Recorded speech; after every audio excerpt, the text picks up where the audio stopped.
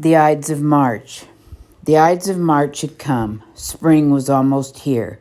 Octavius was looking for a letter. Each day he was expecting to hear from Julius Caesar that he had left Rome and was on his way to Apollonia. The soldiers, too, waiting on the outskirts of the city, were growing bored with idleness. As soon as the great general arrived, they were ready to break camp, leave Greece behind, and be off to the east on a fierce campaign against Parthenia, Rome's last unconquered enemy. All winter, Octavius had been counting the days ahead. This was to be his first real experience in a foreign war. Now, as the time approached, he was almost excited as on that proud day in Rome 2 years ago when he, out of all his young kinsmen, had been chosen by Caesar to ride beside him in his African triumph. From that glorious day on, Octavius had looked upon Julius Caesar as his guardian and protector, and had dared to hope that someday Caesar might make him his adopted son. Of his own father, Octavius had been but the haziest memory. His stepfather, though a senator, was not an outstanding man. But this great uncle Julius, never could he remember when his grandmother's bold, brilliant, fascinating brother had not been his hero. As a small boy long ago, he had ever seen him. He knew how Caesar had conquered Gaul, invaded Britain, built the big bridges over the Rhine, and fought back the Germans. How later he had dared to cross the Rubicon River with his army, though as governor of Gaul he was forbidden to do so. How he had then marched against his enemies, defeated them, and become the most powerful man in Rome. Then, before Octavius had seen him, Caesar was gone again, this time to spend the winter with the Queen of Egypt. But the next year, when he was 14, the boy had finally met his hero. Caesar had come dashing back to Rome from a brief campaign in Asia Minor. With these 3 short words, he had summed up his lightning victory. Vendi, vendi, vindici. I came, I saw, I conquered, he had told them in his tense, excited voice. 2 months later, he was off to Africa, another victory. Octavius was ill and, to his great disgust, had to be left behind. But after the African triumph, Octavius had followed Caesar into Spain. And now, in this spring of 44 BC, he was waiting here in Greece to go east on what he was sure would be his great uncle's most magnificent and spectacular campaign. Then on a day before the end of March came the shocking news. There would be no campaign. Julius Caesar was dead. A message from his mother brought Octavius word of the tragedy. Her letter had been written on the Ides of March, the very day their Julius Caesar had been killed. Killed by his enemies were her words. But how, thought Octavius, could such words possibly be true? Yet there they were in his mother's familiar writing.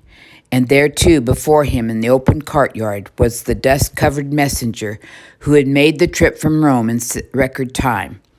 A freedman, he was a former slave in their family. At first sight of his familiar face, Octavius had felt that he had brought dreadful news. But this dreadful, beyond belief, beyond imagination, was the worst news. Julius Caesar could not be dead. The boy's throat grew tight, shivering as a damp breeze whipped the folds of his toga against his thin, bare legs. He beckoned to Agrippa. Unable to say a word, he held out the letter and watched his friend scan the message rapidly, angry color mounting on his neck. You should go to Rome at once, Agrippa said. His mind mapped out a positive course of action. Take command of these legions that are here. March on Rome and wipe out those enemies of Caesar. All of them, whoever and whenever they may be, and wherever they may be. Many of the officers gave the same advice. The loyal soldiers also stood for revenge. As soon as the news spread, as it did, like fire, through the town and camp, they were ready to hunt down and kill with their own hands those cowards who had murdered their great commander.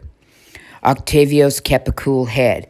Curious and not given to rash moves, he was inclined to agree with those who advised him to go slowly, spy out his enemies first, find out who and where they were, and then have them tried for murder according to the law.